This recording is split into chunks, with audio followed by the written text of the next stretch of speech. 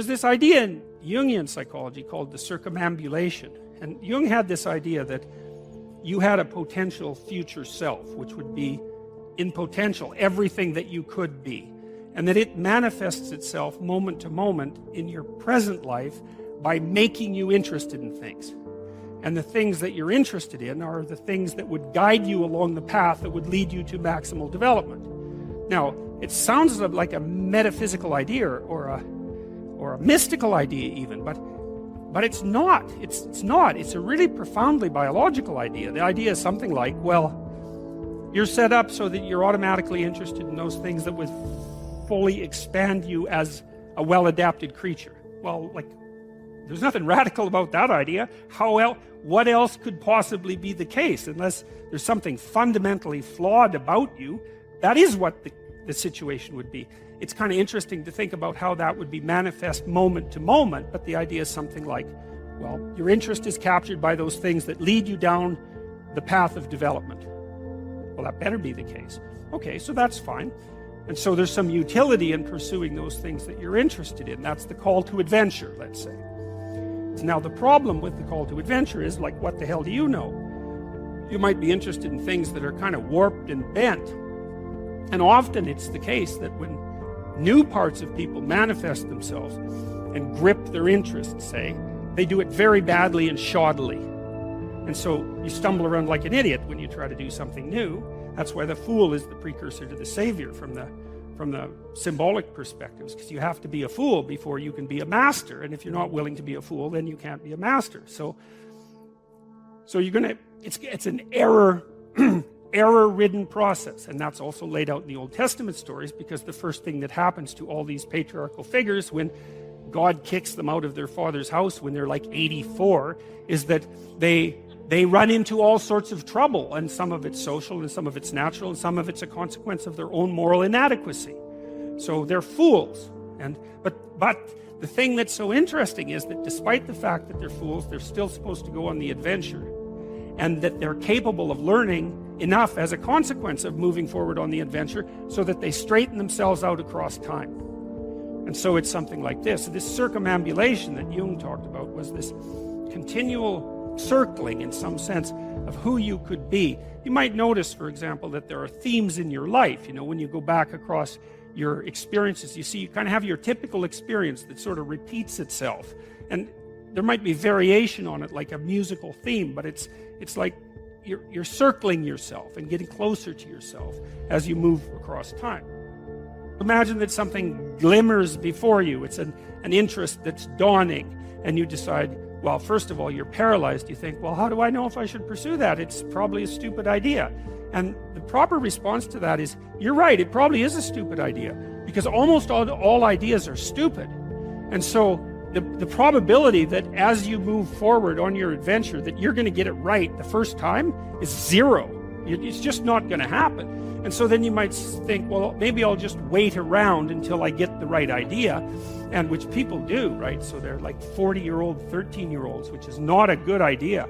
And so they wait around until it's waiting for Godot, until they finally got it right. But the problem is you're too stupid to know when you've got it right. So waiting around isn't going to help, because even if the perfect opportunity manifested itself to you in your incomplete form, the probability that you would recognize it as the perfect opportunity is zero. You might even think it's the worst possible idea that you've ever heard of anywhere. Highly likely.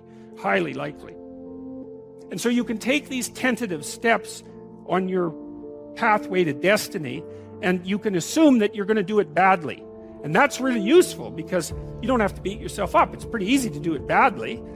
But the thing is, it's way better to do it badly than not to do it at all. And that's the continual message that echoes through these historical stories in Genesis. It's like, these are flawed people. They should have got the hell out of their house way before they did. And they go out and they stumble around in tyranny and famine and self-betrayal and violence, but it's a hell of a lot better than just rotting away at home. And that's great. So that's good. And so why is that? Well, okay, so you start your path and you think that you're heading, towards your star. And so you go in that direction. And then, because you're here, the world looks a particular way, but then when you move here, the world looks different, and you're different as a consequence of having made that voyage. And so what that means is that now that thing that glimmers in front of you is going to have shifted its location, because you weren't very good at specifying it to begin with, and now that you're a little sharper and more focused than you were, it's going to reveal itself with more accuracy to you. And so then you have to take a, it's almost like a 180-degree reversal. But it isn't, because, you've gone this far, and that's a long ways to get that far.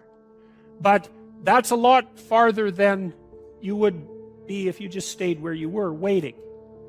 And so it doesn't matter that you overshoot continually.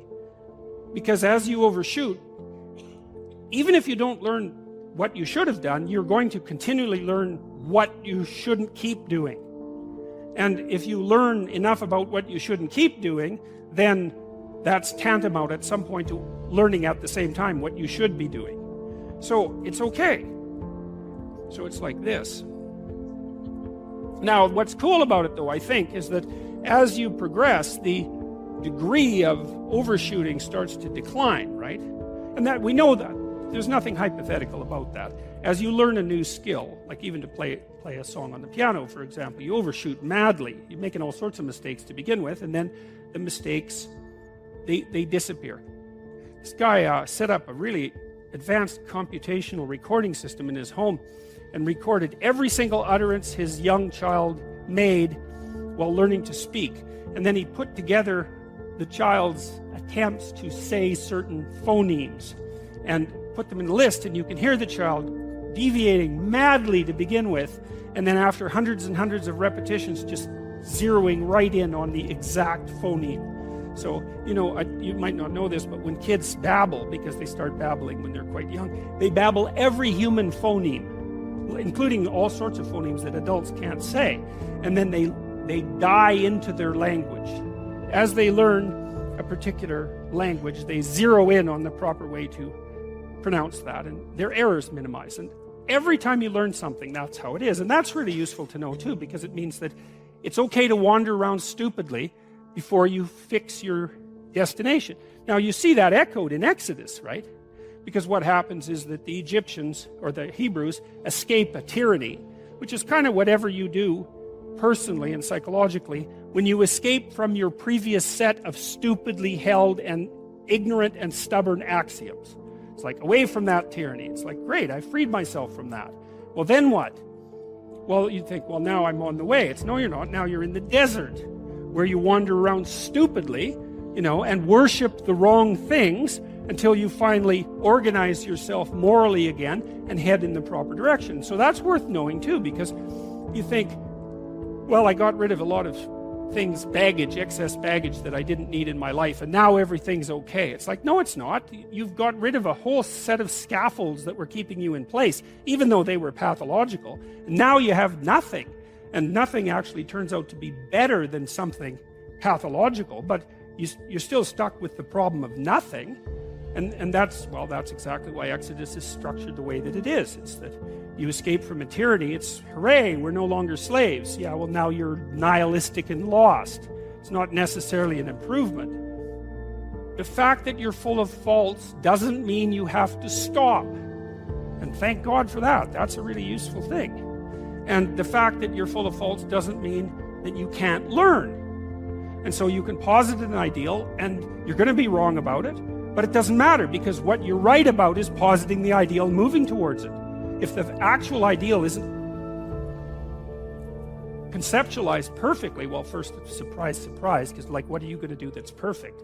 So it doesn't matter that it's imperfect. It just matters that you do it and that you move forward. So that's really positive news as far as I'm concerned, because you can actually do that, right? You can do it badly.